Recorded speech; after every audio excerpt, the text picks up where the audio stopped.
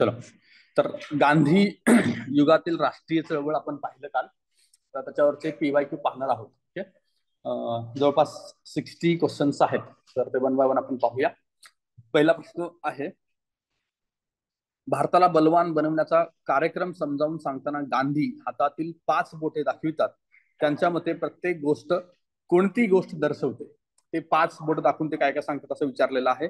पहिलं, सूत कताई, अस्पृश्यता निवारण, मितपान, दारू किंवा अफू यांचे सेवन न करणे, हिंदू मुस्लिम स्नेहभाव आणि स्त्रियांकरता समानता. मग आता या प्रश्नांची उत्तरं आपल्याला देत असताना ही काही आपण वाचलेत का असे काही वाचायची गरज नाही. जे जास्त योग्य ऑप्शन आहे ते आपल्याला पाहायचं आहे. ओके, दुसरं आहे बघा, स्वच्छता, अस्पृश्यता निवारण, मितपान, हिंदू मुस्लिम स्नेहभाव आणि स्त्रियांकरता समानता. तिसऱ्यामध्ये सूत कताई, सर्वांकरिता शिक्षण, अस्पृश्यता निवारण, मितपान आणि हिंदू मुस्लिम स्नेहभाव. चौथा ऑप्शन आहे मूलभूत शिक्षण, शेती, अस्पृश्यता निवारण, मितपान आणि स्त्रियांकरता समानता. आता याच्यातलं जे तुम्ही पहिलं ऑप्शन कुठलं एलिमेंट करचाल? चारही ऑप्शन आपण बघितले. आता चारही मध्ये मला सांगा की पहिल्यांदा कुठलं ऑप्शन तुम्ही एलिमिनेट करणार आहात. पहिला ऑप्शन कुठला एलिमिनेट करायचा? ऑप्शन क्रमांक 3 की 4? 3 नंबरचं काय एलिमिनेट करताय तुम्ही? सर्वांकरता शिक्षण. ही गोष्ट त्या काळात नसणं अपेक्षित आहे, बरोबर आहे. त्याच्यामुळे मी ते एलिमिनेट केलं. चौथं ऑप्शन काय आहे? त्याच्यातलं मी काय एलिमिनेट करतोय? शेती एलिमिनेट केलं. माझ्याकडे राहिलं 1 आणि 2. 1 आणि 2 मध्ये डिफरन्स कुठं आहे? सूत कताई आणि स्वच्छता. मग स्वच्छता घ्याल की सूत कताई घ्याल? सूत कताई. गांधींचा विषय आल्यानंतर आपण सगळ्यात आधी चरखा घेतला पाहिजे ना. गांधींबरोबर चरखा होता. ओके, स्वच्छतेचा मुद्दा खूप नंतर आलेला आहे.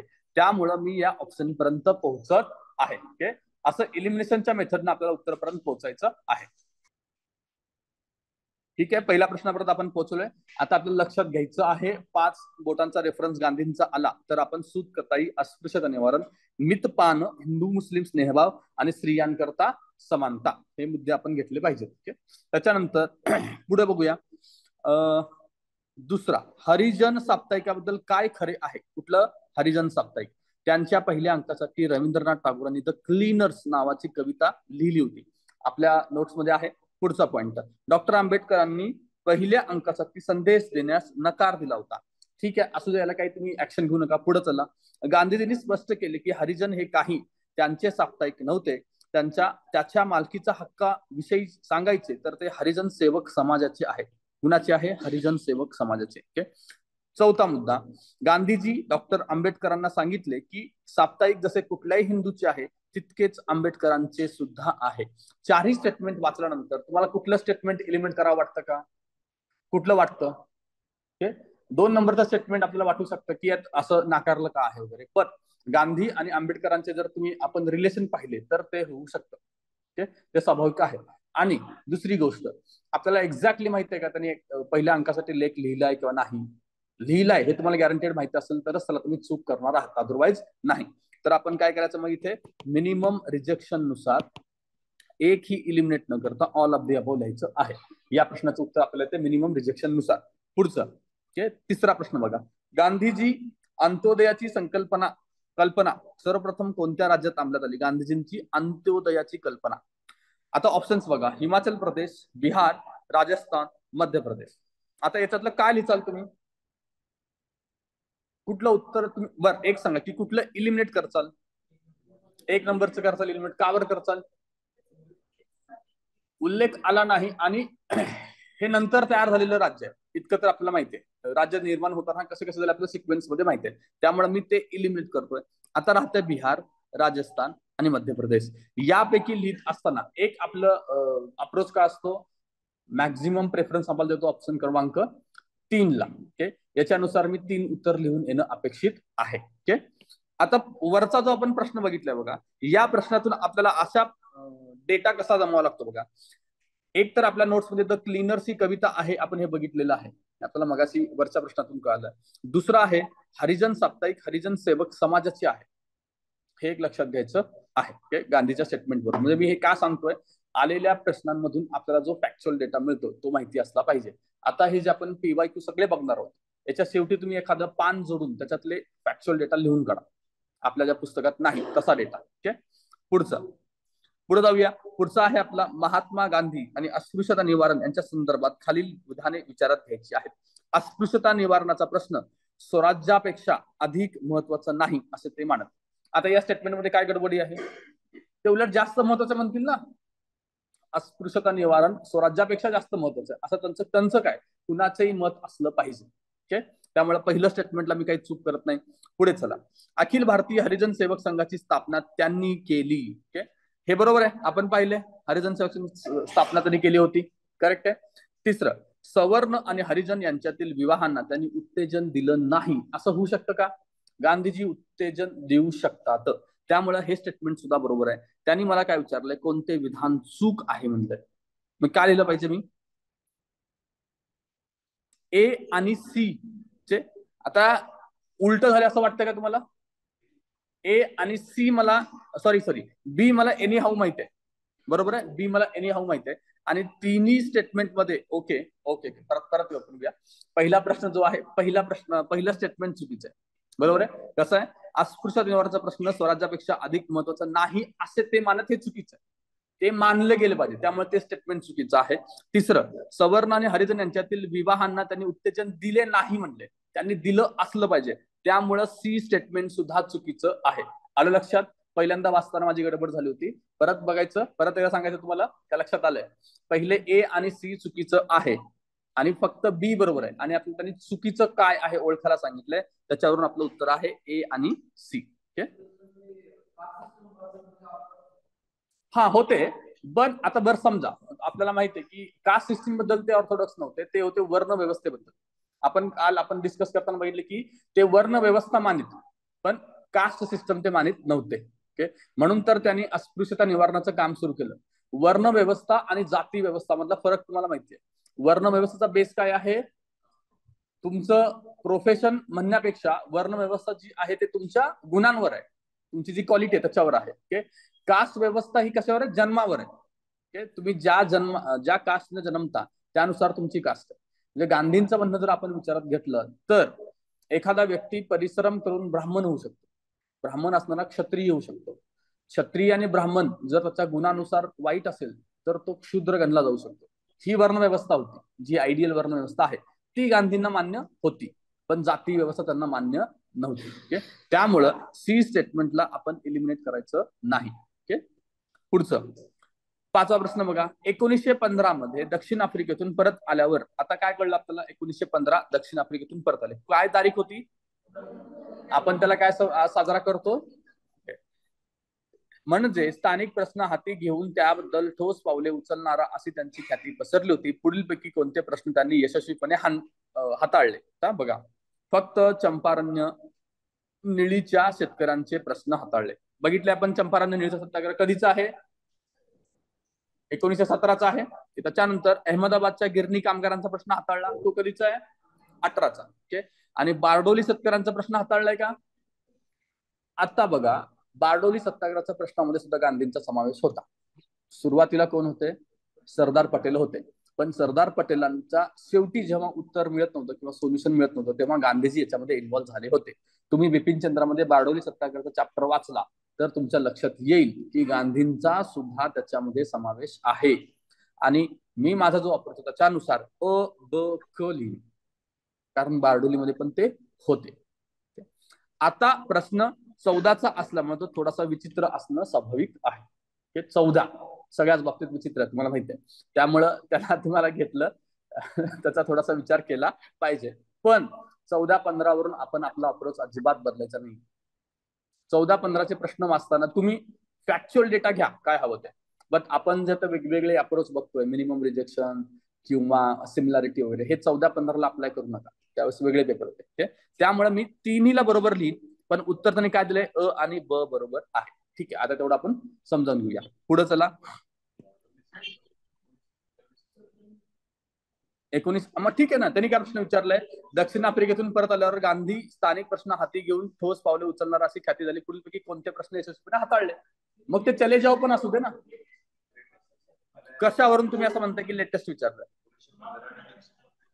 परत आल्यानंतर, बरोबर आहे. मग आता 1917-18 तुम्ही पकडताय, मग त्याला तुम्ही लेटेस्ट पकडणार नाही का? 18ला पकडला तर मग फक्त चंपारणला मी घेऊ शकतो. बघा, प्रश्नामध्ये असं त्यांनी अजिबात कुठं सांगितलं नाही की पहिल्या 1-2 वर्षामध्ये किंवा 3-4 वर्षामध्ये. तुम्ही लेटेस्ट असा विचार केला तर लेटेस्ट खूप जास्त रिलेटिव्ह गोष्ट आहे. मग मी फक्त चंपारण्य पण घेऊ शकतो 17ला. चंपारण्य सुद्धा 2 वर्षानंतर आहे. आता ते उत्तरावरनं आपलं सगळं गडबड चाललंय.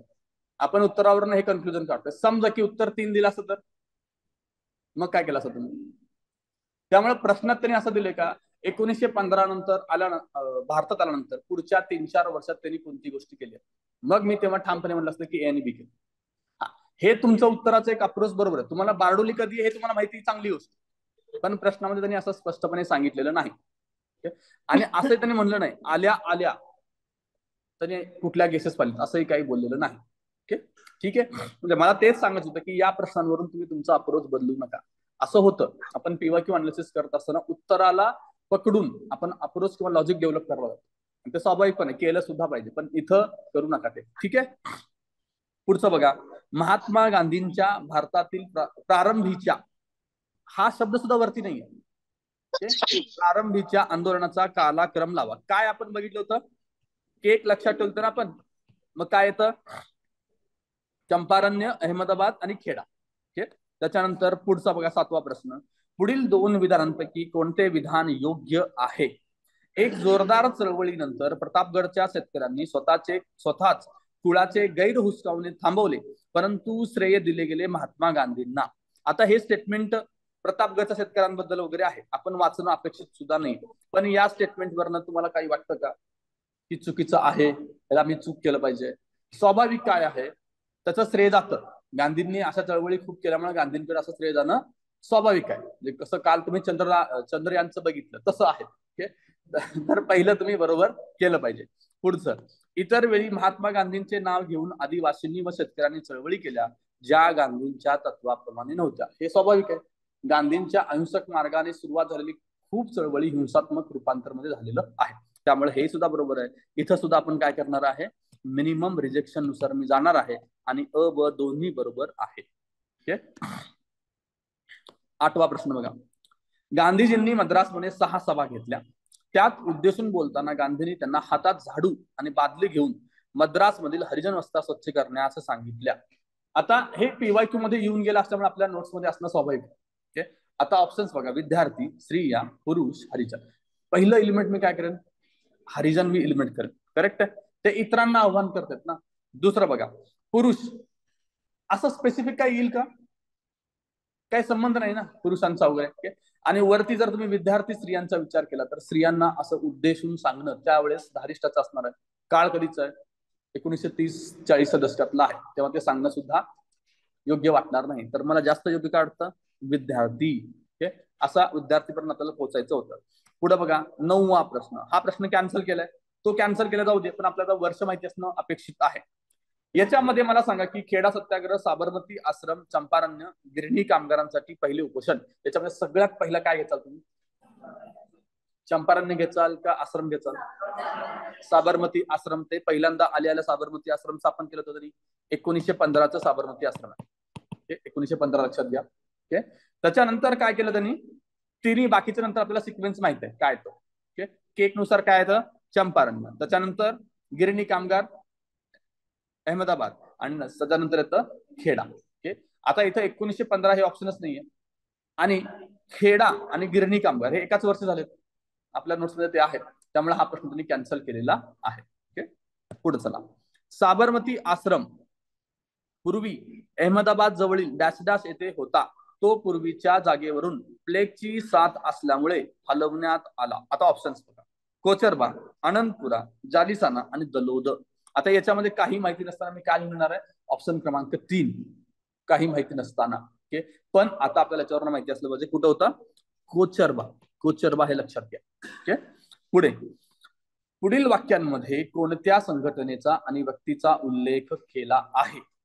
एक आहे स्टेटमेंट, त्यांना ती संघटना लोकशाही आणि जनसामान्यांची संघटना म्हणून उभी केली. त्यांनी त्यांच्यामुळे शेतकरी व नगर नंतर औद्योगिक कामगार ही या संघटनेत आले. कामगार वैयक्तिक तत्वावर आले आणि ते वेगवेगळ्या अशा संघटित स्वरूपात आले नाहीत. आता ऑप्शन खाली वाचा. राष्ट्रीय काँग्रेस आणि राष्ट्रीय काँग्रेस दोन ठिकाणी आहे. तिसरा ऑप्शन काय आहे? साम्यवादी पक्ष आणि समाजवादी पक्ष. आधी काय एलिमिनेट करचाल? ऑप्शन क्रमांक 3 आणि 4 एलिमिनेट केलं पाहिजे. का तर मी दोन ऑप्शन मधली सिमिलॅरिटी सापडली मला. ओके, आता लोकमान्य टिळक घ्यायचंय का गांधीजी घ्यायचंय? आता याच्यामध्ये बघा, लोकमान्य टिळकांच्या वेळी आपण विचार केला होता औद्योगिक कामगारांचा संबंध येतो. त्यांना अरेस्ट झाली तेव्हा त्यांनी संप केला होता. तो आपण बघितलं की पहिला कामगारांचा संप जो राजकीय अँगलने झाला होता तो आपण वाचलाय. ओके, पण शेतकऱ्यांचा संबंध टिळकांशी तसा कमी आला आहे. त्याच्यामुळे मी गांधीजींना इथं निवडणार आहे. ऑप्शन क्रमांक 1 आलं लक्षात. आता इथं तुम्हाला दोन्हीमध्ये कन्फ्युजन होत असेल तर तुम्ही 2 लिहिलं तरी काही हरकत नाही, जर तुम्हाला या आता आपण डिस्कस केलेल्या गोष्टी लक्षात आल्या नाही तर. पण आपण 2 एलिमिनेट केलेत, 1-2 राहिलेत. 1-2 मध्ये आपण 2 ला जास्त प्रेफरन्स देतो त्या अँगलनं विचार केला तर. ओके, पुढचा आपला बघा 12वा प्रश्न.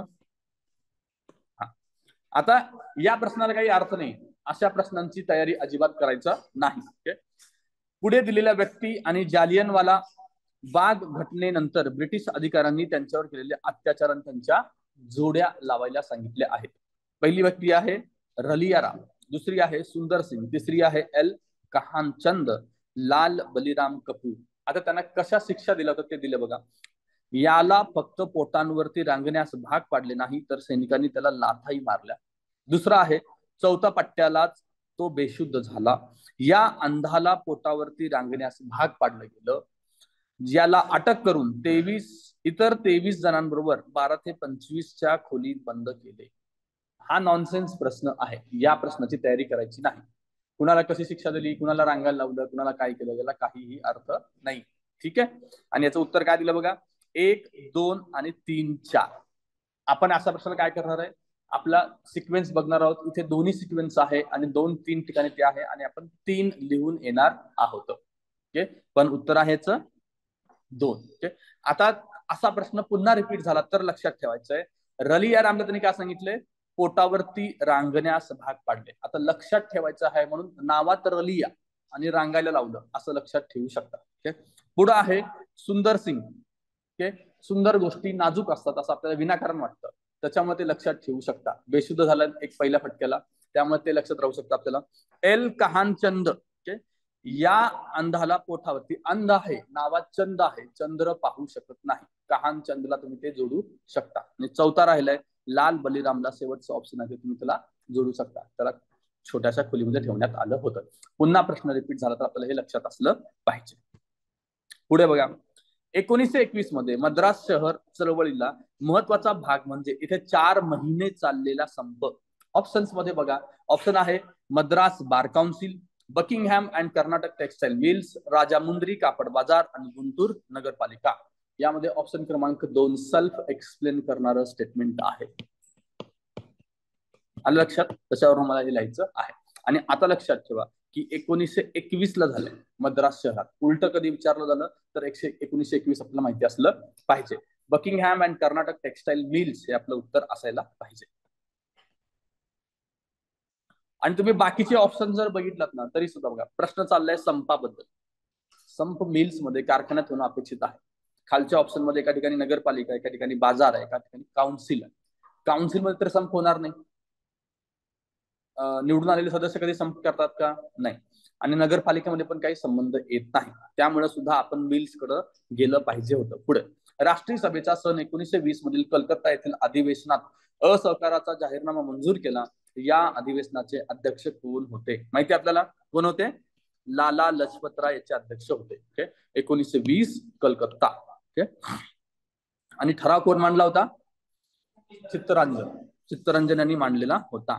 मन्नू गोंड आणि चैतू कोईकू यांच्या नेतृत्वाखाली डॅश डॅश येथे जंगल सत्याग्रह झाला होता. ओके, ऑप्शन बघा, बैतूल, सिद्धापूर, अंकोला, कासारगोड. आता याच्यात तुम्ही काय उत्तर लिहाल, इथं लिहिणार तुम्ही ऑप्शन क्रमांक 3 माहिती नसेल तर. आता लक्षात ठेवायचं की मन्नू गौंडचा संबंध बैतूलशी येतो आणि गौंड वरनं गोंड जमात जरी तुम्ही जोडलात आणि ती कुठे अस्तित्वात आहे त्याच्यावरनं सुद्धा तुम्ही उत्तरापर्यंत पोहोचू शकता जर ते लक्षात असेल तर. नाहीतर तुम्ही तो ऑप्शन क्रमांक 3 लिहिणार आहात. पुढचा प्रश्न, 1920 मध्ये महात्मांनी दिलेला हाकेला प्रतिसाद देऊन राष्ट्रीय चळवळीत कोणत्या टोळ्या समाविष्ट झाल्या? आता ऑप्शन बघा, संथाळ, ओरॉन, भिल्ल, गोंड. संथाळ, वारली, कातकरी, भिल्ल. भिल्ल, गोंड, वारली, संथाळ. भिल्ल, गोंड, संथाळ आणि कातकरी. आपण उठाव बघितले, या उठावांमध्ये ब्रिटिशांच्या विरोधात झालेल्या उठावांमध्ये किंवा ब्रिटिशांविरुद्ध लढताना वारली आणि कातकरी यांचा रेफरन्स कुठे आलाय का? कुठेच त्यांचा रेफरन्स आला नाही. कुठं वारली आहे बघा, ऑप्शन क्रमांक 2, ऑप्शन क्रमांक 3 मी ते इलिमिनेट करतो आणि 4 मध्ये आहे कातकरी, तेही मी इलिमिनेट करतो. ओके, याच्यानुसार आपण ऑप्शन क्रमांक 1 ला पोहोचू शकतो, संथाळ, ओरॉन, भिल्ल आणि गोंड. ओके, पुढचा 17वा प्रश्न, असहकार चळवळीच्या काळात सरकारने दडपशाहीचे धोरण अंगीकारले होते. पुढे दिलेल्या व्यक्ती व त्यांच्या विरुद्ध दडपशाहीने केलेल्या कारवाई यांच्या जोड्या जुळवायच्या आहेत. बघा, हा सुद्धा प्रश्न वरच्या सारखा प्रश्न आहे, पण आपण तो आपल्या PYQ म्हणून नोट्स मध्ये लिहिलेला आहे. CR दास, लाला लजपत राय, पंडित जवाहरलाल नेहरू आणि JM सेनगुप्ता. ओके, आता या प्रश्नाला त्यांना किती वर्ष शिक्षा झाली, काय झाली, अशा फॅक्च्युअल गोष्टी आपण लक्षात ठेवणार नाही. मग कसं सॉल्व्ह करणार आहे? 1, 2, 3, 4 कुठे आहे? ऑप्शन क्रमांक 1 ला. 4, 3, 2, 1 कुठे आहे? ऑप्शन क्रमांक 3 ला. 1 आणि 3 चा विचार करता आपण कशाला चान्स देतो? 3 ला. म्हणजे मी उत्तर लिहिणार आहे 3. सेम प्रकारचा प्रश्न वरती शिक्षा झालेल्या ठिकाणी आपण बघितलाय, तो माझा चुकलाय, इथं माझा बरोबर आला, काही हरकत नाही, एक चुकला आणि एक बरोबर आला, पण अशा प्रश्नांची तयारी करायची नाही. ओके, पुढे चला. 18 फेब्रुवारी 1922च्या चौरी घटनेनंतर गांधीजींनी, एक लक्षात ठेवायचा, आता फेब्रुवारी 1922 ही डेट आली, महिना पण आलाय, तो महिना लक्षात ठेवायचा. चौरीच्या घटनेनंतर गांधीजींनी असहकार चळवळ तहकूब केली. या घटनेचे वर्णन नॅशनल कॅलॅमिटी असं कोणी केलं होतं? सुभाषचंद्र बोस. आता हे उत्तर आपल्याला माहिती पाहिजे बरं का, सुभाषचंद्र बोसांनी केलं, आपल्या नोट्स मध्ये आहे. पण माहिती नसेल तर तुम्ही इथं उत्तर काय लिहिलं असतात? 4 उत्तर लिहिणं अपेक्षित होतं. 1 आणि 4 मध्ये सिमिलरिटी आहे, त्याच्यावरून मी 4 लिहिली, माहिती नसेल तर. आता मला हे माहिती आहे. ओके, त्याच्यानंतर पुढे बघूया आपण. 19 अमृतसर येथे झालेल्या अखिल भारतीय खिलाफत परिषदेत व्हाईसरॉयकडे एक प्रतिनिधिमंडळ पाठवण्याचे ठरले. त्यांनी 1920 रोजी व्हाईसरावांना निवेदन देण्याच्या पत्रावरती सुप्रसिद्ध हिंदू राजकारणी पुढाऱ्यांनी सही केली होती. एक लक्षात घ्या, 1920 अमृतसर अखिल भारतीय खिलाफत परिषदेची सभा. ओके, ऑप्शन काय आहेत? गांधीजी, स्वामी श्रद्धानंद, पंडित मोतीलाल नेहरू, पंडित मदन मोहन मालवीय, पंडित जवाहरलाल नेहरू. याच्यातलं कुठलं ऑप्शन एलिमिनेट करचाल? पंडित जवाहरलाल नेहरू. 1920 चा काळ आहे, 1920 च्या काळामध्ये जवाहरलाल नेहरूचा संबंध तसा कमी होता चळवळीमध्ये. ओके, आणि या वरच्या सगळ्यांची नावं आपल्या नोट्स मध्ये सुद्धा आहेत. ओके, गांधी होते, श्रद्धानंद होते, मोतीलाल होते आणि पंडित मदन मोहन मालवीय सुद्धा होते. त्यामुळे माझं उत्तर आहे अ, ब, क, ड. ई एलिमेंट करायचं आहे फक्त. पुढचा 20वा प्रश्न बघा. असहकार चळवळीचा 3 उद्देशांवर खिलाफत कमिटी आणि काँग्रेस यांच्यात एकमत झाले होते. ओके, तर ते 3 उद्देश कोणते आहेत बघायचे आपल्याला. खिलाफत चळवळीवरती समाधानकारक तोडगा मिळवणे, पंजाब मध्ये झालेल्या चुका सुधारणे आणि स्वराज्य मिळवणे. खालचं ऑप्शन, बंगाल प्रश्नावरती तोडगा मिळवणे, पंजाब मध्ये केलेल्या चुका सुधारणे आणि स्वराज्य मिळवणे. तिसरा आहे अल्पसंख्याकांच्या प्रश्नांवरती तोडगा, जालियनवाला बागेत झालेल्या चुका सुधारणे. ऑप्शन क्रमांक 3 इलिमिनेट करचाल. जालियनवाला बाग मध्ये चूक झाली आहे का काँग्रेसची? अत्याचार झाला उलट, त्यामुळे ऑप्शन क्रमांक 3 तर मी आधीच काढतो. पुढे बघा, खिलाफत चळवळीवरती तोडगा काढणे, बंगालमधील चुका सुधारणे आणि स्वराज्य मिळवणे. आता आपल्याला असहकार आणि खिलाफतचं कनेक्शन आहे माहित आहे, त्यामुळे खिलाफत चळवळीवरती समाधानकारक तोडगा काढणे हे 2 ठिकाणी आहे, 1 आणि 4 मध्ये. 2 मध्ये काय म्हणतोय? बंगाल प्रश्नावरती तोडगा काढायचा आहे. बंगाल प्रश्न कधीचा आहे? 1905च्या आसपास. तर तो ऑप्शन मी इलिमिनेट केला. आता 1 आणि माझ्याकडे 4 राहील. 1 मध्ये काय आहे? पंजाब मध्ये झालेल्या चुका आणि 4 मध्ये आहे बंगालमध्ये झालेल्या चुका. मग चूक कुठे झाली होती? त्याच्या आधी आंदोलन कुठे झाली होती? पंजाबमध्ये. जालियनवाला कुठे झाला होता? पंजाबमध्ये. आंदोलन करणार होतं आपण कशाच्या विरोधामध्ये, रौलट ऍक्टच्या विरोधात. ओके, ते तिथून मोठ्या प्रमाणात हिंसा झाल्यामध्ये तर महागार पण आपण घेतलेली आहे. ओके, तेवढं मला माझ्या इतिहासात मी वाचलेलं आहे, त्याच्या आधारावरती मी ऑप्शन क्रमांक 1 लिहून येणार आहे. करेक्ट. पुढचा 21वा प्रश्न. महात्मा गांधींनी मुस्लिमांच्या खिलाफत चळवळीस पाठिंबा दिला, कारण काय? त्यांना त्या चळवळीतून हिंदू मुस्लिम ऐक्य साधायचे होते. कॉमन आहे, त्यांना असं वाटणं स्वाभाविक पण आहे. ओके, एक बरोबर आहे. दुसरं, त्यांना या चळवळीचा उपयोग देशाच्या राष्ट्रीय चळवळीची प्रगती करून घेता येईल असे वाटत होते. हे पण बरोबर आहे, त्यांना राष्ट्रीय चळवळ पुढे घेऊन जायची होती. त्यामुळे त्यालाही बरोबर करा. तिसरं ऑप्शन आहे, त्यांना इस्लाम धर्माचा प्रचार करायचा होता.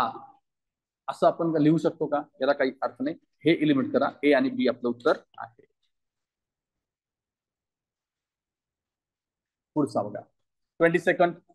पुढीलपैकी स्वराज्य पक्षाच्या अपयशाची कारणे कोणती आहेत? ऑप्शन क्रमांक 1 आहे ब्रिटिशांची नीती फोडा आणि जोडा. ऑफकोर्स असलं पाहिजे, ते नेहमी वापरता आले, त्यामुळे मी याला बरोबर म्हणेन. पक्षशिस्तीचा अभाव, जनतेचा पाठिंब्याचा अभाव आणि स्वराज्य पक्षात फूट. स्वराज्य पक्षात फूट तर आपण बघितली आहे, ते रिस्पॉन्स करायचा का नाही याच्यावरून त्यांचे 2 गट पडले होते. त्यामुळे हे माझं बरोबर येणारच आहे. ए आणि डी माझं बरोबर आहे म्हणल्यानंतर एबीसीडी उत्तर मला लिहावं लागणार आहे, त्याचा ऑप्शन कुठे नाही. आणि मधले 2 ऑप्शन जे आहेत, पक्षशिस्तीचा अभाव आणि जनतेच्या पाठिंब्याचा अभाव, हे कॉमन सेन्स आहे. कुठल्याही पक्षाला रिझल्ट येत नाही त्याचं कारण. ओके, त्यामुळे हे सुद्धा बरोबर असलं पाहिजे. उत्तर आहे ए, बी, सी आणि डी. पुढचा प्रश्न. स्वराज्य पार्टीची स्थापना झाल्यानंतर गांधीजींना हवे होते की काँग्रेस जनांनी ग्रामीण भागात विधायक कामे करावीत. त्यात काय संबंधित नव्हते म्हणते. ऑप्शन क्रमांक 1 दारूबंदी मोहीम असायला पाहिजे, कमजोर वर्गात आणि अस्पृश्यांकरता सामाजिक कार्य असायला पाहिजे, सर्व वर्गांकरता इस्पितळाची स्थापना, आणि ऑप्शन क्रमांक 4 आहे राष्ट्रीय शाळांची स्थापना. एक मला निवडायचं आहे.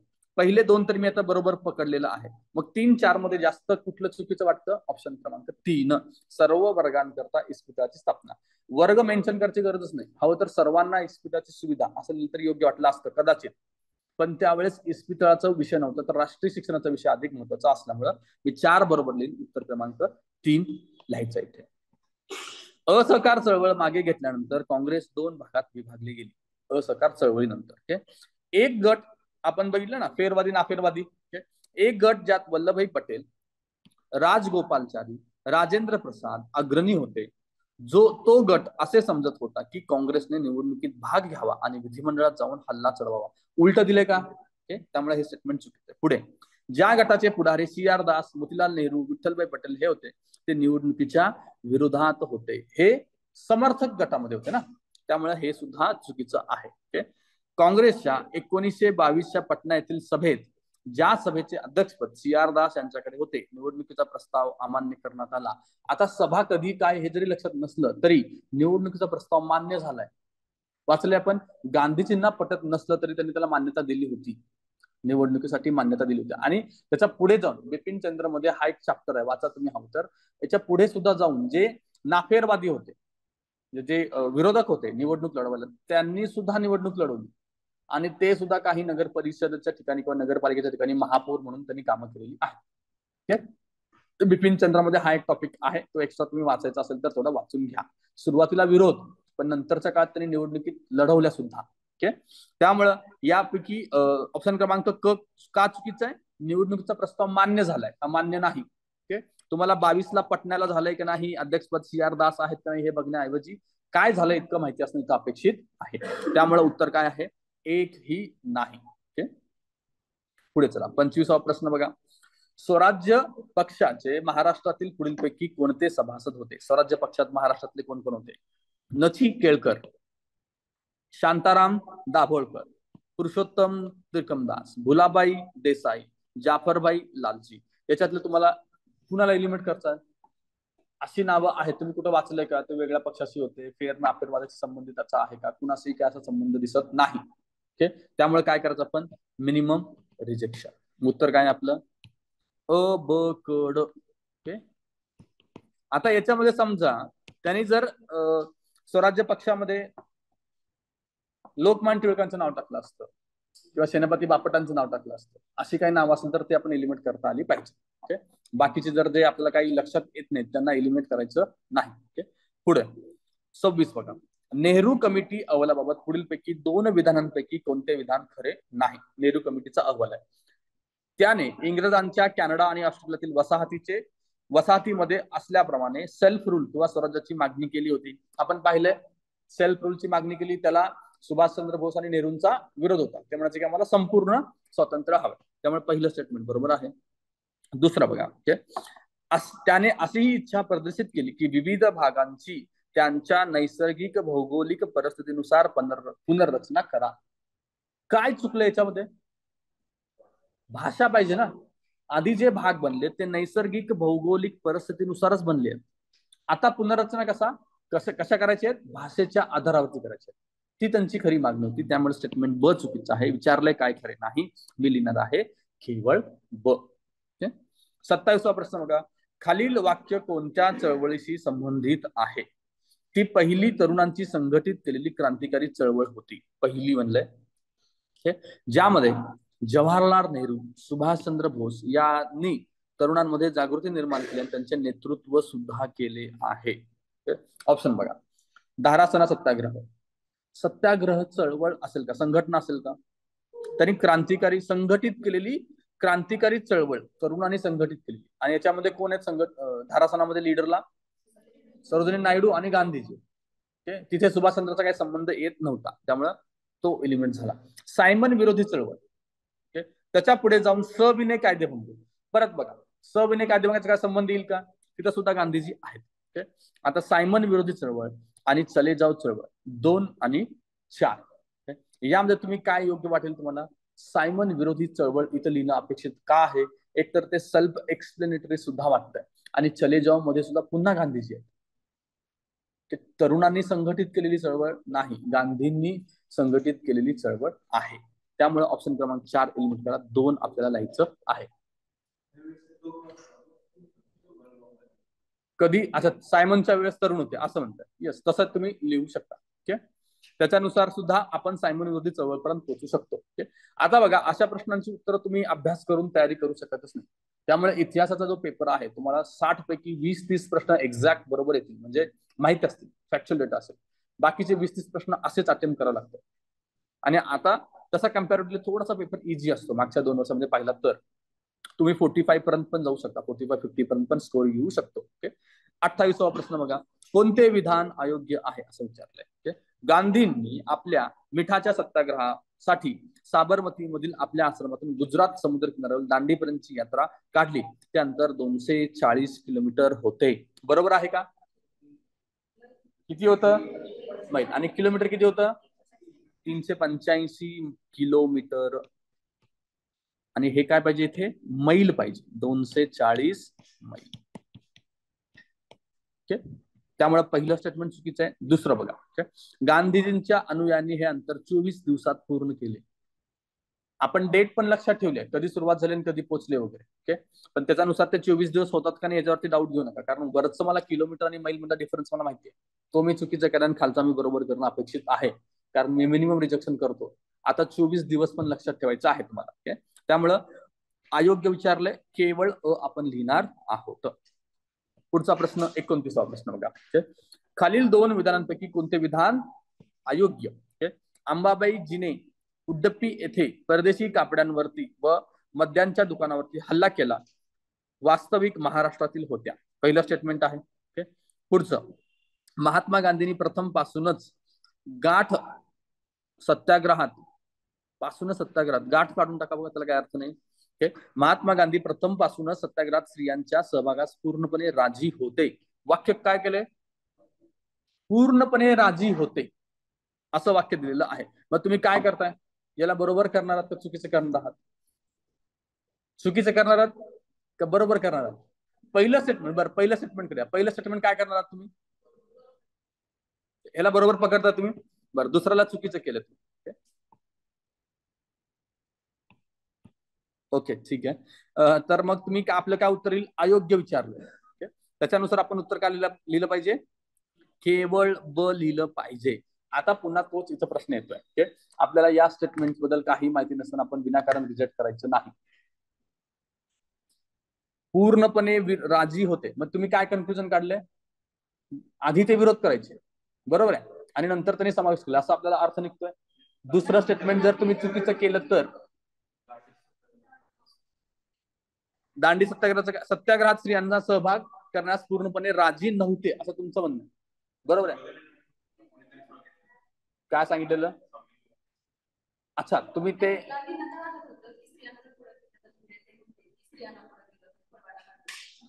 बर तुम्ही ते बर तुम्ही ते स्टेटमेंट वाचलंय त्याच्यानुसार तुम्ही असं कन्फ्युजन काढलं की ते सुरुवातीला विरोधी होते आणि नंतर त्यांनी अलाउड केलं. ओके. पण सत्याग्रहात त्यांच्याबरोबर चालताना स्त्रिया होत्या हे मला माहिती आहे. ओके. तर त्याच्यामुळे माझं कन्फ्युजन पण तिथपर्यंत पोहोचलं. म्हणजे तुम्ही जे वाचलंय, तुम्ही कुठेतरी वाचलं त्याच्यानुसार तुम्ही ते पोहोचलाय हे बरोबर आहे. मी वाचलं नव्हतं ते आणि माझं जे मी वाचलं त्याच्यावरून मी हे कन्फ्युजन काढलं. म्हणजे मला म्हणण्याचा काय अर्थ बघा, जर आपण मिनिमम रिसोर्सेस ठेवून गेलो तर उत्तरापर्यंत पोहोचतोय. ओके. आता इथे सोडा तुमचा एखादा दुसरा प्रश्न चुकेल, नो डाऊट. इथे मला एक्झॅक्टली काही माहिती नसताना मी दोन्ही स्टेटमेंट बरोबर ठेवणार आहे. दोन्ही स्टेटमेंट बरोबर ठेवल्यानंतर अयोग्य विचारले आणि मी काय लिहीन? अयोग्य. मी लिहिलं असतं न अ आणि न ब लिहिलं असतं ना, अयोग्य. आणि त्यांनी उत्तर काय दिलंय? अ ब दोन्ही अयोग्य आहे. ओके. तुम्ही वरचं सुद्धा काय केलंय? तुम्ही वरचं योग्य केलं. ओके. तसंही आपलं उत्तर चुकणार आहे. त्यामुळे मी तुम्हाला ते सांगतो की मिनिमम रिजेक्शन नुसार गेलात तरी दोन्ही पद्धतीने उत्तर चुकेल. ओके. पहिलं तुम्ही का बरोबर केलं?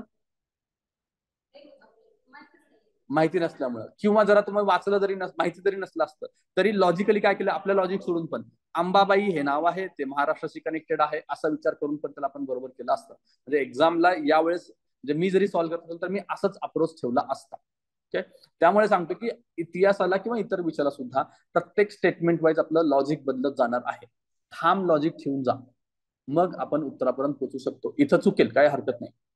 आता तुम्ही वरचे कॅल्क्युलेट करा किती चुकलं किती बरोबर आहेत. आपण नेहमी फायद्यात आहोत. त्यामुळे मी उत्तराचं लिहिन न अ न ब, पण उत्तर आहे अ ब दोन्ही. ओके.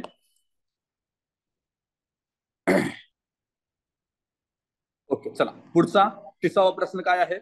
पुढीलपैकी कोणी दांडी संचलनाची तुलना नेपोलियनच्या एल्बहून परतल्यावर पॅरिसकडे केलेल्या संचलनाशी केलेली आहे? जवाहरलाल नेहरू, सुभाषचंद्र बोस, इंग्लिश पत्रकार, फ्रेंच पत्रकार. ऑप्शन मध्ये आता आपल्याला ते माहिती आहे कोणी केलेली आहे, वी नो दॅट. पण ऑप्शन मध्ये सिमिलरिटी बघा, 1 2 3 4 मध्ये सिमिलरिटी आहे. 1 आणि 2 ची आणि 3 आणि 4 ची. पत्रकार रिपीट आहे. नेहरूंबरोबर सुभाषचंद्र बोस घेतलेले आहे. ओके. आता इथे इंग्लिश आणि फ्रेंच पत्रकार तर मी इलिमिनेट करेन, कारण माझ्या अभ्यासामध्ये स्टेटमेंट जे असणार आहे की आपल्या लोकांनी काय स्टेटमेंट केले त्याला मी जास्त अभ्यास करतो. ओके. त्यामुळे 3 आणि 4 इलिमिनेट केल्यानंतर 1 2 राहतं. 1 आणि 2 मध्ये आपण काय घेतो? 2 ला प्रेफरन्स देतो. त्यानुसार आपण 2 लिहिलं पाहिजे. ओके. पुढचा, बॅरिस्टर जयकर हे पहिल्या गोलमेज परिषदेला टीम म्हणून गेले होते. तिथं डॅश करा, डॅश म्हणून गेले होते. ओके. बॅरिस्टर जयकरांबद्दलचा प्रश्न आहे. हिंदू लिबरल, हिंदू, स्वराज्य पक्षाचे प्रतिनिधी, राष्ट्रीय सभेचे प्रतिनिधी. सिमिलरिटी आहे ऑप्शन मध्ये. कुठे आहे सिमिलरिटी? 1 आणि 2 मध्ये. ओके. 1 2 राहिलं, 3 4 मी एलिमिनेट करतो. आता 1 2 पैकी मी काय लिहिणं अपेक्षित आहे? बॅरिस्टर जयकरांचं कसं आपल्याला माहिती आहे, ते लिबरल विचाराचे होते. त्यांच्याबद्दल आपण वाचल्यानंतर तेवढं लक्षात माझं इथे, त्यामुळे मी हिंदू लिबरल लिहून येईन इथे. ओके. त्याच्यानंतर पुढे चला. आता बघा तुम्ही 30 आणि 31 ला मी सेमच लॉजिक वापरलंय. 30 ला आणि 31 ला मी सिमिलरिटीज बघितलेले आहे. त्याच्यानुसार मी वरती काय केलं, 30 ला 1 2 मध्ये 2 ला निवडले, कारण तिथं माझं कन्फ्युजन होतं की 1 पण असू शकतो किंवा 2 पण असू शकतो. मला ठाम माहिती नव्हतं. पण 31 मध्ये 1 2 मध्ये मला माहिती आहे की हिंदू ऐवजी हिंदू लिबरल तो व्यक्ती असणार आहे, कारण इतिहासाचा जो मी केलेला अभ्यास त्याच्या आधारावरती मी हिंदू लिबरल लिहिणं अपेक्षित आहे. ओके. आणि इन जनरल सुद्धा बघा की जर ऑप्शन सेटरला हिंदू उत्तर अपेक्षित असतं किंवा हिंदू उत्तर असलं असतं तर तो दुसरा ऑप्शन हिंदू लिबरल सेट केला असतं का? नाही, तो मुस्लिम सेट केला असता. ऑप्शन सेट करत असतानाची पण मानसिकता लक्षात घ्या. मी एक ऑप्शन हिंदू टाकलं तर दुसरा मुस्लिम टाकेल. त्याला इथं हिंदू लिबरल उत्तर माहित आहे आणि त्यातनंच त्याने एक शब्द उचलून खाली टाकला हिंदू म्हणून. सेट करताना कसं गडबड होतं लक्षात आलं का तुमच्या? ते आपल्या लक्षात आलं की पर पेपर 10 ते 15 मार्क आले पाहिजेत. आपल्याला ते समजावून घ्यायचंय पीवायक्यूच्या अनालिसिस वरून. आणि 10 ते 15 मार्कांमध्येच खरी गेम असते. पुढे बघा, डॅश डॅश यांच्या अध्यक्षतेखाली पुणे येथे महाराष्ट्र सैनिक कायदेभंगाची समिती स्थापन करण्यात आली.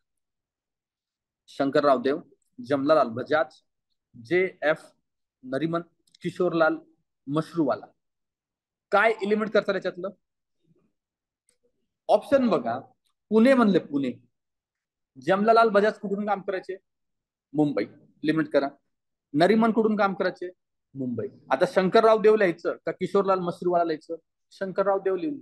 स्वातंत्र्य चळवळीमध्ये पुण्यातून काम करणारे लीडर्स आपल्याला माहिती आहेत, त्यामुळे उत्तर आहे माझं शंकरराव देव. ओके. 33 बघा. अयोग्य जोडी ओळखायला सांगितलेली आहे. पहिली आहे बापूजी आणि पुढे धारासना सत्याग्रह. संपलं, इथंच आपल्याला उत्तर सापडलं. धारासनाला कोण आहेत? सरोजिनी नायडू. बापूजी आणि कुठे होते? जंगल सत्याग्रह. ओके. त्यामुळे पहिलंच आपलं उत्तर आहे. खाली बघा, आंबेडकरांचं महाड सत्याग्रह आपल्याला माहिती आहे. सेनापती बापटांचं मुळशी सत्याग्रह माहिती आहे. साने गुरुजींचं पंढरपूर सत्याग्रह सुद्धा माहिती आहे. पंढरपूरला सत्याग्रह काय केला होता? अस्पृश्यतांना मंदिराचा प्रवेश द्या म्हणून त्यांनी आंदोलन केलं होतं. 34 कडे या. खालील विधाने विचारात घ्या. काँग्रेसने ऑगस्ट ऑफर 1940 चा स्वीकार केला. स्वीकार केलाय का काँग्रेसने? मोस्ट ऑफ ठिकाणी या ऑफर्स काँग्रेसने स्वीकार केलेल्या नाहीत, एवढं तरी माझ्या लक्षात आलं. ओके. त्यामुळे पहिलं स्टेटमेंट चुकीचं करा आणि खाली या. ऑप्शन क्रमांक 1 आणि 4 एलिमेंट होते माझं. ओके. आता सी हे स्टेटमेंट बरोबर आहे. बरोबर आहे, कारण दोन्हीकडे सी आहे. ऑप्शन क्रमांक 2 आणि 3 मध्ये पण सी आहे. सी ला बरोबर करा. काय आहे ते स्टेटमेंट? प्रथम विनोबा भावे यांनी भाषण बंदीचा कायदा मोडला होता. ओके. कुठल्याशी संबंधित आहे हे? ओके. चलो दिल्लीकडे चला. ओके. त्याच्यानंतर महात्मा गांधींनी वैयक्तिक सत्याग्रह चळवळ सुरू करण्याचे आदेश दिले होते. एक स्टेटमेंट आहे बी वाला. आणि डी वाला काय? इंग्रज सरकारने विनोबांना 6 वर्षाची शिक्षा दिली आहे. कुठं वाचलंय का मी? तुम्हाला 6 वर्ष दिले न दिले हे सोडा, हा जरी कन्फ्युजन असेल तर जास्त योग्य कुठलं वाटतं? 2 नंबरचं बी स्टेटमेंट जास्त योग्य वाटतं. ओके. बी आणि सी माझं उत्तर असायला हवं. 35 कडे. स्वातंत्र्यपूर्व काळात कोणता दिवस स्वातंत्र्य दिन म्हणून साजरा करण्यात आला? माहिती आपल्याला सगळ्यांना. कोणता दिन आहे? 26 जानेवारी 1930. कुठली नदी आहे? रावी नदीवरती तिरंगा आपण फडकवला होता. आणि ऑप्शन्स माहिती नसतील, म्हणजे हा डेटा माहिती नसेल तर ऑप्शन्स बघा. 26 जानेवारी 3 ठिकाणी आहे, एका ठिकाणी 24 जानेवारी आहे. सिमिलरिटी वरती आलोय मी. ऑप्शन क्रमांक 4 आधी लिमिट करा. आता इयरचं सिमिलरिटी बघा. 1930 सिमिलर दिसतंय. दुसऱ्या ठिकाणी मला 49 आणि 31 दिसतंय. मग त्याच्यावरून पण मी लिहिलं पाहिजे ऑप्शन क्रमांक 2. ओके. पुढे 36 ला चला. कराची येथे काँग्रेसच्या सभेत मूलभूत हक्काबाबतचा महत्वाचा ठराव मंजूर केला गेला. पुढे काही उद्योगांचे राष्ट्रीयकरण करावे यास पसंती दिली गेली. कोणतं अयोग्य आहे म्हणलंय? अयोग्य. आता आपलं काय मिनिमम रेजिस्ट्रेशन तत्व आहे. कराची अधिवेशनाबद्दल आपण हे वाचलंय का? काही मूलभूत हक्कांचा महत्वाचा ठराव मी वाचलंय कुठेतरी. मूलभूत हक्काबद्दल असू शकतं ते, मला त्यात काय जरा कमी डाऊट आहे. पण बी मध्ये राष्ट्रीयकरणचा मुद्दा आला आहे की नाही हे मला माहिती नाही. पण आपल्या काँग्रेसच्या नेत्यांचा जर आपण अभ्यास केला तर आपल्याला लक्षात येतं की ते असं करू शकतात. ते या विचाराचे होते, एवढं तरी मला कळतं. त्यामुळं मी या स्टेटमेंटला बरोबर घेणार आहे. रिजेक्शन करण्याचं कारणच नाही, कारण मला इतकं ठाम मध्ये माहिती पाहिजे की नाही ते त्याच्या विरोधात होते. कराचीमध्ये असा विषय झाला, त्याच्यावरती काहीतरी वाद झाला असं मी कुठं वाचलेलं सुद्धा नाही. त्यामुळे दोन्ही स्टेटमेंट बरोबर घ्यायचं आणि अयोग्य विचारलं असल्यामुळे न अ आणि न ब लिहायचं आहे. पुढचा 37 बघा. पहिल्या गोलमेज परिषदेविषयी काय खरे आहे म्हणतो? पहिली गोलमेज परिषद 12 नोव्हेंबर 1930 रोजी उद्घाटन झाले आहे. इतका फॅक्च्युअल डेटा मी रिजेक्ट करत नाही. मला 1930 माहिती आहे. आता लक्षात हे पण ठेवा, 12 नोव्हेंबर 1930 हे स्टेटमेंट बरोबर केलं मी. पुढे ब्रिटिश प्रधानमंत्री रॅमसे मॅकडॉनल्ड याचे अध्यक्ष होते हे मला माहिती आहे. माहिती नसेल तर मी त्याला काही चुकीचं करणार नाही. 2 स्टेटमेंट माझ्या बरोबर झाले. तिसरा, काँग्रेस धरून 57 ब्रिटिश अंमलाखालील भारतीय सभासद तिला उपस्थित होते. मला इतकं माहिती आहे की पहिल्या परिषदेला काँग्रेस हजर नव्हता. हे किती सदस्य काय सदस्याच्या विचारात पडू नका. तिसरं स्टेटमेंट क इलिमिनेट करा. पुढे बघा. परिषदेस एकूण 89 सभासद होते. नोट्स मध्ये जरी असलं तरी तो तिथं त्यांनी चुकवणार नाही. त्यामुळे याला सुद्धा बरोबर करा. उत्तर काय आपलं अ ब ड. आता या प्रश्नांचा अभ्यास केल्यानंतर बघा तुम्हाला लक्षात येते का 12 नोव्हेंबर 1930 ला चुकू शकला असता, 89 सदस्याला चुकू शकला असता. त्याने चुकवलं का? नाही. त्याला चुकवायला भरपूर चान्स आहे. त्याला काय तुमच्याकडनं अपेक्षित आहे? काँग्रेस इथे होती का नाही इतकंच आपल्याला माहिती पाहिजे. त्यामुळे पीवाय करून आपल्याला ते लक्षात घ्यायचं की यांना काय अपेक्षित आहे. आता मात्र तुम्ही लिहून घ्या किंवा आपल्या नोट्स मध्ये आहे सुद्धा. नोव्हेंबर 1930 च्या ठिकाणी 12 नोव्हेंबर ऍड करा फक्त. डेट जर पुन्हा कधी विचारली गेली तर माहिती असली पाहिजे. दुसरं आहे 89 सभासद होते, टोटल 89 सभासद होते, ते आहे आपल्या नोट्समध्ये. पुढे बघा 38 ला चला. गोलमेज परिषदेतील निवेदनात डॉक्टर बाबासाहेब आंबेडकर यांनी अस्पृश्य समाजाला डॅश डॅश म्हणून संबोधले. काय म्हणून संबोधले होते? महार, हरिजन, प्रोटेस्टंट हिंदू, नवबौद्ध. काय एलिमेंट करतात पहिल्यांदा? महार एलिमेंट करलं पाहिजे, हरिजन बंद केलं पाहिजे, हे गांधीजींचा शब्द आहे. चौथा नंबरचा ऑप्शन पण मी एलिमेंट करेन. का करेन? हा संबंध शेवटी आले, आंबेडकरांच्या शेवटच्या क्षणी आलेला आहे 1950 ते 60च्या दरम्यान. त्यामुळे नवबद्ध पण एलिमिनेट करेन. काय राहिलं? प्रोटेस्टंट हिंदू. इलिमिनेशन नुसार सुद्धा आलोय आणि सेल्फ एक्सप्लेन नुसार सुद्धा मी पोहोचू शकतोय. आलं लक्षात? हरिजन हा शब्द सुद्धा आंबेडकरांना मान्य नव्हता, गांधींनी जरी दिला असेल तरी. कारण त्यांचं म्हणणं काय होतं, तुम्ही त्यांना हरिजन म्हणताय म्हणजे देवाचे लोक असं म्हणताय, इतरांना तसं म्हणत नाही, इथं पण तुम्ही डिस्टिंग्विश करताय. म्हणून आंबेडकर म्हणले की असं ग्लोरिफिकेशन करणं पण वेगळं आहे. म्हणजे ग्लोरिफिकेशन तरी शब्द वापरला नसेल तर म्हणले की तरी तुम्ही त्यांना वेगळंच करताय. आपला प्रश्न कुठे आहे? त्यांना एकत्र आणण्याचा.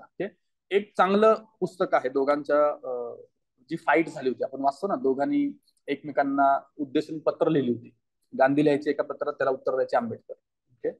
तर याच्या त्यांच्या लेखांचं कंपॅरिझन केलेलं एक पुस्तक आहे तेव्हाचा, अनिहिलेशन ऑफ कास्ट नावाचं. अनहिलेशन ऑफ कास्ट. तुम्हाला मराठीमध्ये पण मिळेल किंवा बाहेर कुठेही मिळेल. दोघांचे जे लेख आहेत ना, खूप जास्त डेप्थ मध्ये लिहिलेले लेख आहेत, ते एकदा वाचून घ्या, इंटरेस्टिंग आहे ते. पुढे 15 ऑगस्ट 47 रोजी भारत स्वतंत्र झाला तेव्हा महात्मा गांधी कुठे होते? माहिती आपल्याला कुठे होते? कुठे होते? नौखाली. ऑप्शन मध्ये कुठेच नौखाली नाही. ऑप्शन 1 बघा, सत्तांतर कार्यासाठी ते नेहरूंबरोबर दिल्लीत लाल किल्ल्यावरती होते. हे तर मी आधी एलिमेंट करेन. गांधी स्वतंत्राच्या दिवशी आनंदी नव्हते, ते आपल्याला माहिती आहे. पहिलं स्टेटमेंट चूक झालं. पुढचं, ते खान अब्दुल गफूर खान यांच्याबरोबर सरहद्दवरती होते, हे सुद्धा चुकीचं आहे. त्याच्यानंतर पंजाब प्रांतात हिंदू मुस्लिम दंगे रोखण्यात कुठं होते? ते बंगाल प्रांतात होते. त्यामुळे तिसरं स्टेटमेंट पण चुकीचं आहे. यापैकी नाही हे उत्तर असायला पाहिजे. 40 बघा, चले जाव चळवळीमध्ये जसे साताऱ्यात समांतर प्रतिसरकार स्थापन झाले होते, तसेच बंगालमध्ये डॅश डॅश होते जातीय सरकार स्थापन झाले होते. कुठे? तामलूक. उत्तर आहे आपलं तामलूक. पुढे, लीलाताई पाटील, विजयाताई लाड, लक्ष्मीबाई नायकवाडी आणि राजूताई पाटील या स्त्रियांच्यात कोणती गोष्ट समान आहे? खाली ऑप्शन बघा, विवाह सत्यशोधक पद्धतीने झाले, आझाद हिंद सेनेच्या सदस्य होत्या, गोवा मुक्ती संग्रामात होत्या, साताराच्या प्रतिसरकारामध्ये होत्या. लीलाताईंचं नाव तर आपण वाचलेलं आहे, लीलाताई पाटलांचं कुठं वाचलं? ते प्रतिसरकारमध्ये वाचलेलं आहे. त्यामुळे उत्तर काय आहे? साताराच्या प्रतिसरकारमध्ये सहभाग होता त्यांचा. पुढे, क्रांतिसिंह नाना पाटील यांच्याबद्दल प्रश्न बघा. त्यांनी अस्पृश्यांना मंदिर प्रवेश देण्यास पाठिंबा दिला. आता क्रांतिसिंह नाना पाटील बद्दल हे स्टेटमेंट तुम्हाला योग्य वाटू शकतं. लिबरल व्यक्ती, सत्यशोधक समाजाचा प्रभाव होता, त्यामुळे मी त्याला हे बरोबर करणार आहे. पुढे, त्यांच्या 1946 मध्ये मध्य प्रांतात सरकारने भाषणबंदी लावली होती. सरकार त्यांच्यावरती भाषणबंदी लावणं अपेक्षित आहे, कारण त्यांचं सरकारी विरोधी काम चालू होतं, त्यामुळे हे सुद्धा मी बरोबर करेन. तिसरं, आचार्य अत्रे यांनी त्यांना क्रांतिसिंह असं नाव दिलंय. हे तुम्ही वाचले नसेल तरी इथे काही एलिमेंट करण्याचा प्रश्न येत नाही. तिथं ठामपणे माहिती पाहिजे, अत्रे नाही गांधी म्हणले होते असं तुम्हाला माहिती पाहिजे. तर अत्र्यांचं स्टेटमेंट आहे, मला माहिती आहे, त्यामुळे हे बरोबर आहे. स्वदेशी चळवळ उभारणे. आता बघा, स्वदेशी चळवळ उभारणे हे तुम्ही घेतलं असतं का? Option all of the above असलं तर काय केलं असतं तुम्ही? घेतलं असतं की नाही?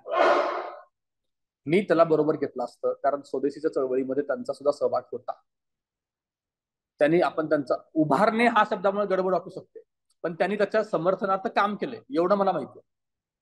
राष्ट्रीय न्यायालय उभा करून त्यांनी न्याय दिला होता, राष्ट्रीय शाळा स्थापनामध्ये मदत केली होती जनतेला. त्यामुळे राष्ट्रीय चळवळीत त्यांचाही सहभाग होता, पण त्यांनी असं आपलं कन्फ्युजन कमी केलेलं आहे. त्यांनी उत्तर काय दिलंय? अ, ब आणि क तिन्ही बरोबर, चारही बरोबर असं कुठं दिलेलं नाही. त्यामुळे उत्तर क्रमांक लिहिन मी 3. आलं लक्षात? पुढे चला. 43 ला, बंगालमधील मिदनापूर जिल्ह्यातील टिमटिम येथे डिसेंबर 1942 रोजी जातीय सरकार स्थापन झाले होते. किती वेळा प्रश्न आला बघा तो? तामलुक उत्तर आहे आपलं तामलुक. आता लक्षात ठेवा, डिसेंबर 1942. 42 आणि मिदनापूर जिल्हा. पुढे 44 ला जोड्या लावा बघा. समाजवादी, साम्यवादी, तत्वज्ञ आणि शिक्षण तज्ञ. हे बिपिनचंद्र आफ्टर इंडिपेंडन्सच्या पुस्तकातून आलेला प्रश्न. आता समाजवादी कोण आहे त्याच्यामध्ये? कुणाला जोडलं पाहिजे तुम्ही? आचार्य नरेंद्र देव. कोण कोण होते अजून समाजवादी? जयप्रकाश नारायण, आचार्य नरेंद्र देव, या सगळ्या लोकांची नाव तुम्हाला माहिती आहेत आणि तसं डिटेलमध्ये आपण आफ्टर इंडिपेंडन्सला सुद्धा बघणार आहोत. साम्यवादी कोण आहे त्याच्यामध्ये? पीसी जोशी. आपण 2 जोशी बघितलो, SM Joshi, PC Joshi. SM Joshi कोण आहेत? समाजवादी. हे साम्यवादी. हे जोडलं आपण. 4 आणि 3 न सुरुवात होणारा ऑप्शन क्रमांक 3 आहे आणि उत्तर आपलं आहे 3. पुढे बघा. तत्वज्ञ कोण आहेत? राधाकृष्ण. राधाकृष्ण तत्वज्ञ होते माहिती आपल्याला. आणि शिक्षण तज्ञ झाकीर हुसेन आहेत हे माहिती आहे. त्यांची समिती होती आपली वर्धा शिक्षण समितीच्या बाबतीत आपण अभ्यास केलेला आहे. पुढचा 45 बघा. परत जोड्या लावायला प्रश्न आहे. स्वतंत्र पार्टी कोणाची आहे? सी राजगोपालचारी. आपण याच्यामध्ये बघितलेलं आहे. कशामध्ये? GS2 मध्ये पॉलिटिकल पार्टीचा अभ्यास करताना पाहिले आणि किंवा आपण आफ्टर इंडिपेंडन्स मध्ये सुद्धा हे पाहणार आहोतच. साम्यवादी कोण आहे त्याच्यामध्ये? पीसी जोशी वरच बघितलेला आहे. समाजवादी कोण आहेत? आचार्य नरेंद्र देव आहेत.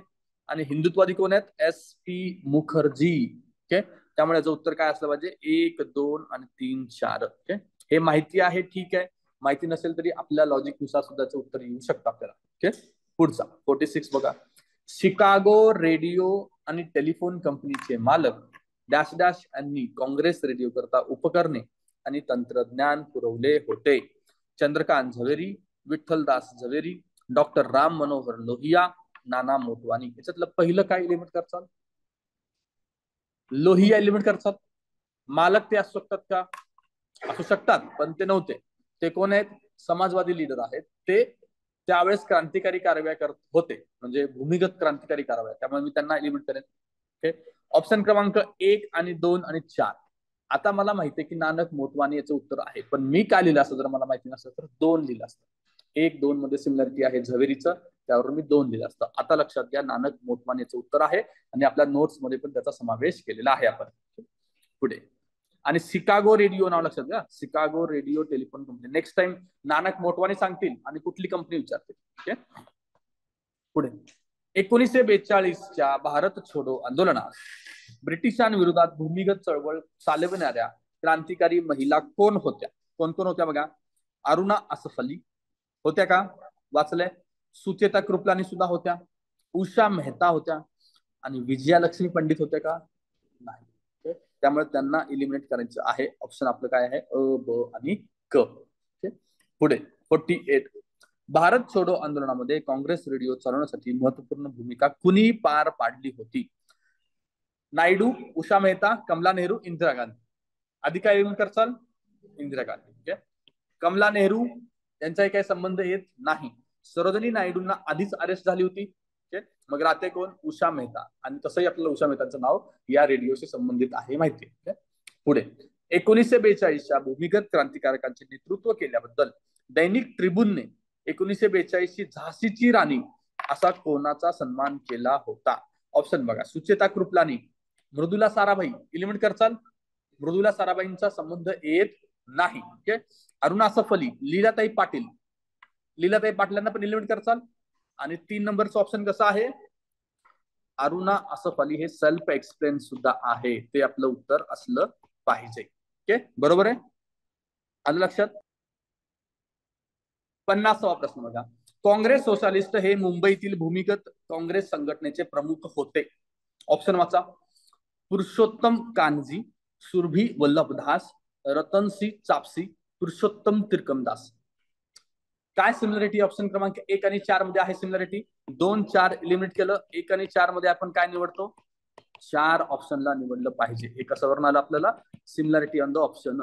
आता मात्र लक्षात ठेवा, सोशलिस्ट कोण होते? पुरुषोत्तम दास तिरकमदास. त्यांचा संबंध मुंबईतील भूमिगत काँग्रेसच्या संघटनेशी आहे. पुढचा 51 बघा. पुढील पैकी कोणत्या स्त्रियांनी चिमूर येथे बळी पडलेल्यांना भेट दिली होती? ऑप्शन वाचा. ऑप्शन आहे सौ वालझकरे, विमला अभ्यंकर, रमाबाई तांबे, देवस्कर. हे असे ऑप्शन, किंवा मी असं काही पाठ करत नाही, मला माहिती सुद्धा नाही. काय केलं पाहिजे इथे? Minimum rejection. उत्तर आहे आपलं ABCD. ओके, वेगळं जरी उत्तर असेल तरी मी इथं ABCD लिहीन. ओके, पुढे तिभागा संघर्ष. तिभागा या प्रदेशाच्या स्वातंत्र्याचा संघर्ष. खंडाने शेत करणाऱ्याला पिकाच्या 2/3 वाटा मिळावा म्हणून केलेला हा संघर्ष. पुढे भारत व पूर्व पाकिस्तानमधील छोट्या प्रदेशावरून झालेला संघर्ष. पिकांच्या कमीत कमी अर्धा हिस्सा मिळावा म्हणून झालेला संघर्ष. नावावरूनच आपल्या भागावरून उत्तर क्रमांक 2 योग्य वाटतं. ते जरी क्लिक होत नसेल तर ऑप्शन 2 आणि 4 मध्ये काहीतरी उत्तर आहे एवढं तरी मला क्लिक लागतं. ओके, 1 आणि 3 मी एलिमेंट करेन आणि आता तिभागाला पकडून मी 2/3 लिहिणं अपेक्षित आहे ना की अर्धा लिहिणं अपेक्षित आहे.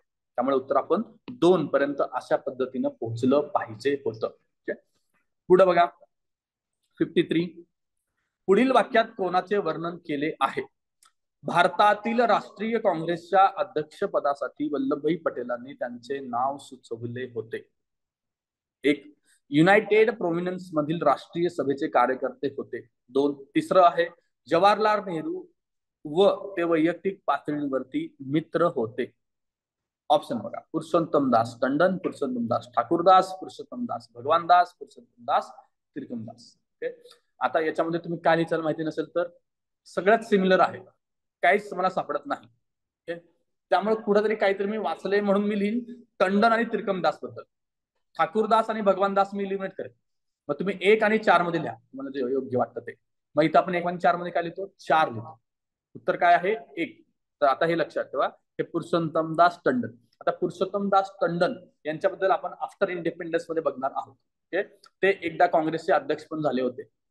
त्याच्यावरून नेहरू आणि त्यांच्यातला एक वाद आहे, तो आपण बघूया. तो काय वाद आहे म्हणजे थोडक्यात सांगायचं तर नेहरू या मताचे होते की सत्तेत निवडून आलेले मंत्री आहेत त्यांनी सरकार चालवायचं, पक्षाचे काही संबंध नाही आला पाहिजे. पण टंडन त्यावेळेस अध्यक्ष होते, ते म्हणायचे की पक्षाने तुम्हाला निवडून दिले त्यामुळे पक्ष जे ठरवेल ती पॉलिसी सरकारनं राबवायची. म्हणजे फरक काय होता? पक्ष आणि सरकार वेगळं आहे की नाही याच्यावर त्यांच्या दोघांमध्ये वाद होते. नेहरूंचं म्हणणं होतं की पूर्ण वेगळं आहे. टंडन म्हणायचे की नाही, जे सरकारला पक्ष सांगेल ते सरकारनं फॉलो करायचं. हा वाद आहे, तो डिटेलमध्ये आपण आफ्टर इंडिपेंडन्स मध्ये बघणार आहोत. 54 बघूया. सन 1942 मध्ये इंग्रज विरोधात सुरू झालेली चले जाव छोडो भारत चळवळ अपयशी ठरली. कारण काय? इंग्रजांनी कूटनीतीने चळवळीत फूट पाडली. 1. या चळवळीस मुस्लिम लीगचे पाठिंबा दिला नाही. 2. सशस्त्र इंग्रजांपुढे निशस्त्र भारतीयांचा निभाव लागला नाही. 3. देशव्यापी चळवळीची आखणी करण्यास नेते कमी पडले. अपयशी झालेली चळवळ आहे, ही सगळी कारणं असणं अपेक्षित आहेतच. ओके, त्यामुळे उत्तर काय असलं पाहिजे आपलं? मिनिमम रिजेक्शन नुसार ABC आणि D. ओके, पुढे चला. काँग्रेसने क्रिप्स योजना का फेटाळून लावली? क्रिप्स योजना भारताला वसाहतीचे स्वराज्य केव्हा देणार याची त्यात स्पष्ट उल्लेख नव्हता. दुसरं, या योजनेमुळे भारताचे विभाजन होणार होते. तिसरं, देशी संस्थानिकांना स्वतंत्र राहण्याचा अधिकार होता. 4. मुस्लिम समाजासाठी स्वतंत्र पाकिस्तानची निर्मिती होणार नव्हती. ऑप्शन क्रमांक 4 चा काही संबंध आला पाहिजे नाही. ऑप्शन क्रमांक D इलिमिनेट केल्यानंतर आपल्याला मिनिमम रिजेक्शनच्या आधारावर सुद्धा आपण ABC लिहू शकतो. 56 बघा. चले जाव आंदोलनात मुंबई प्रांताचे स्थान अग्रगण्य होते. असायला पाहिजे. हे स्टेटमेंट बरोबर करा. ब्रिटिश सरकारने महात्मा गांधींना आणि पंडित नेहरूंना अहमदनगरच्या तुरुंगात टाकले. कुठे टाकले होते? गांधी कुठे होते? आगाखान. नेहरू कुठे होते? नगरच्या तुरुंगात. त्याच्यामुळं डी चुकीचं स्टेटमेंट आहे. डी चुकीचं केल्यानंतर बघा ऑप्शन 1, 2, 4 इलिमिनेट होतात. काय राहतं? ए आणि सी. सी काय आहे? मुंबई प्रांतात सातारा जिल्ह्यात ब्रिटिश सरकारची स्थापना झाली होती. हे स्टेटमेंट आपल्याला माहिती आहे. पुढे 57. मृत अवस्थेत जन्माला आलेले ब्रिटिश पार्लमेंटचे अभ्रक असतं का अर्भक असतं? अर्भक. भ वरती रपार का खाली वरती असते ना, म्हणजे हे बरोबर आहे. अर्भक म्हणजे क्रिप्स योजना होय, असे कोणाचं स्टेटमेंट आहे? तर महात्मा गांधी, राजेंद्र प्रसाद, पट्टभी सीतारामय्या, जवाहरलाल नेहरू. काय उत्तर लिहायचं आता आपल्याला माहिती आहे. माहिती नसेल तर काय लिहिलं असतं तुम्ही आणि का लिहिलं असतं? पटेल लिहिलं असतं, पट्टभी सीतारामय्या लिहिलं असतं. बरं का? अच्छा, ते काही ठिकाणी कमेंट्स दिले ते तुम्ही रिलेशन इथं जोडलंय. बरं, अजून कोणी काय उत्तर देऊ शकतं? पट्टबी का लिहिलं असतात? दोन तीन तर गोष्टी आपल्याला माहिती आहेत. एक तर ऑप्शन क्रमांक 3 आपण लिहितो, हे पण झालं, बाकीचं पण झालं, पण मुख्य पट्टबी मला का वाटलं? काय म्हणताय? गांधी एक्स्ट्रीम स्टेटमेंट नाही करणार. बरं, ठीक आहे, त्यामुळे गांधी काढल्यात. बाकीचे दोन ऑप्शन अजून आहेत. ओके, त्यांना असं वाटतं की इतकं एक्स्ट्रीम स्टेटमेंट बाकीचे लोक नाही करणार. तुमचं काय म्हणणं आहे? गांधी जास्त क्लोज पट्टबी वाटतात. बर,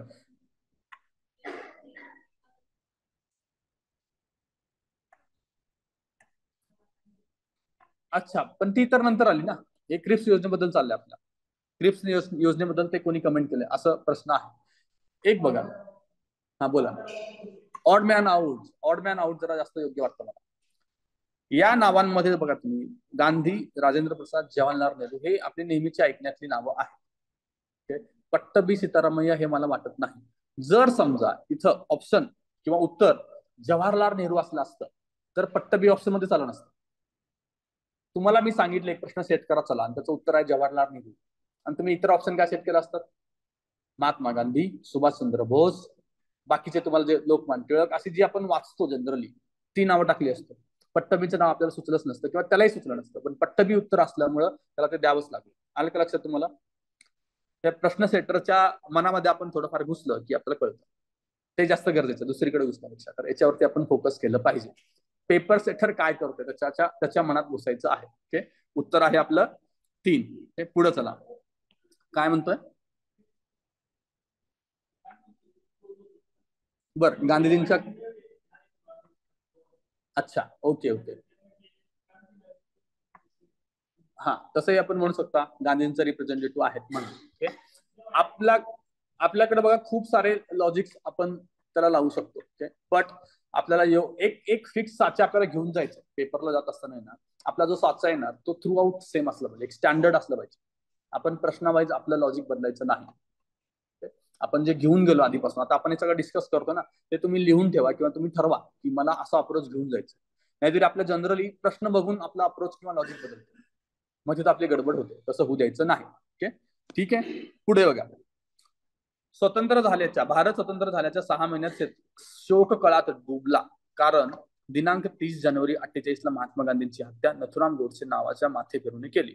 कारण तो महात्मा गांधींच्या हिंदू मुस्लिमांनी सलोख्याने एकत्र राहण्याच्या आग्रहाशी सहमत नव्हता. त्या संदर्भात कोण पुढील प्रमाणे म्हटले आहे?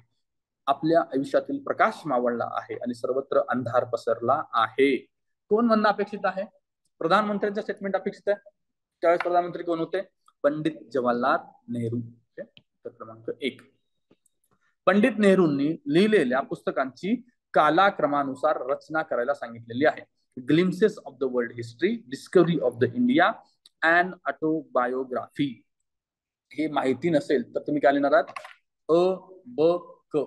1 नंबरचं उत्तर काय आहे? अ, क आणि ब. ओके, 1 नंबरचं पहिलं आहे ते बरोबर आहे, glimpses of the world history. त्याच्यानंतर येतं अन ऑटोबायोग्राफी, आणि त्याच्यानंतर येतं डिस्कव्हरी ऑफ द इंडिया. हा सिक्वेन्स लक्षात घ्या. ओके, जनरली वाटणं स्वाभाविक आहे की लोक बायोग्राफी शेवटी लिहितात ना, त्या लॉजिकनुसार आपण ते शेवटी क ठेवलं असेल तर अबक लिहिणं अपेक्षित होतं, पण ते उलट झालं. पुढे, यांनी अल हिलाल हे उर्दू साप्ताहिक सुरू केले. अल हिलाल. कैरो येथील अल अझहर विद्यापीठातून शिक्षण घेतले. अल अझहर विद्यापीठ. अरबी आणि फारसी भाषेचे विद्वान होते. ते राष्ट्रीय सभेचे अध्यक्षही राहिलेले आहेत. अब्दुल कलाम आझाद, सर सय्यद अहमद खान, मौलाना मोहम्मद अली आणि डॉक्टर नजीर अहमद. कोण आहे ते? अब्दुल कलाम आझाद. ऑप्शन जर तुम्हाला माहिती नसेल तर 2 नंबरचं आधी लिमिट केलं पाहिजे आपण, त्याचा काही संबंध असा येत नाही. मौलाना मोहम्मद अली आणि डॉक्टर नजीर अहमद. आणि पहिल्या ऑप्शन मध्ये आपल्याला जास्त आपण इतिहासाचा अभ्यास करताना कोण येतं? अब्दुल कलाम आझादांचा रेफरन्स नेहमी येतो, आणि ते अध्यक्ष होते हे मला माहिती. खालच्या दोघांबद्दल मला माहिती नाही हे होते की नाही याचं कन्फ्युजन. बट अब्दुल कलाम आझादांबद्दल मला माहिती आहे की 2-3 वेळा ते अध्यक्ष राहिलेले आहेत. त्या आधारावरती सुद्धा आपण या प्रश्नापर्यंत पोहोचू शकलो असतो. अब्दुल कलाम आझादच्या या उत्तरापर्यंत पोहोचू शकलो असतो. 61 बघा. त्यांनी त्यांचे शिक्षण कैरो. परत रिपीट झालेला प्रश्न आहे. वरचा कधीचा आहे? 14चा, आणि हा 18चा आहे. ओके, शिक्षण कैरो येथे अल अझहर विद्यापीठातून केले. आता हे आपल्याला फिक्स माहिती पाहिजे, कैरो आणि अल अझहर. नेक्स्ट टाइम हे उत्तर त्यांना ऑप्शन मध्ये विचारतील की कुठून शिक्षण घेतलेलं आहे. कैरोतला आला जर आपल्याला माहिती असलं पाहिजे. वयाच्या 24व्या वर्षी त्यांनी अल हिलाल हे वृत्तपत्र सुरू केले होतं. अल हिलाल लक्षात द्या. आणि इथं ऑप्शन मध्ये बघा अब्दुल कलाम आझाद हे सेल्फ एक्सप्लेनेटरी आणि PYQ सुद्धा आहे. त्याच्यावर आपण इथं पोहोचू शकतो असतो. ओके. तर अशा प्रकारे 61 प्रश्न आपण पाहिलेले आहेत.